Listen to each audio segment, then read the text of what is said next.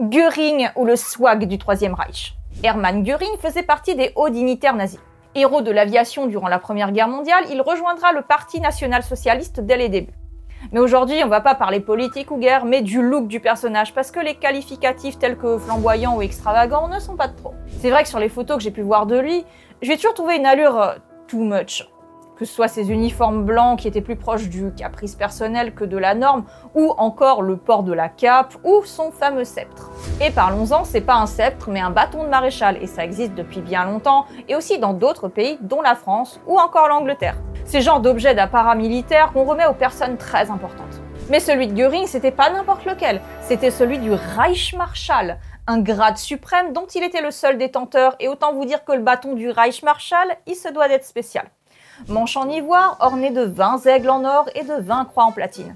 Les extrémités sont en or et sont incrustées de 640 diamants pour 2,2 kg quand même. Un peu tape à l'œil certes, mais c'est une question de goût.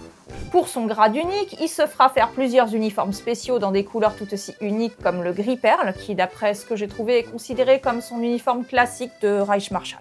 En tenue civile, c'était particulier également. Des témoins ont rapporté l'avoir vu porter de grands manteaux de fourrure ressemblant à ceux des cocottes de haut rang, ou encore une toge ou une tenue médiévale lorsqu'il faisait du tir à l'arc.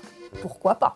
Il adorait aussi les bijoux et les pierres précieuses et portait fréquemment de grosses bagousses sur ses doigts aux ongles vernis.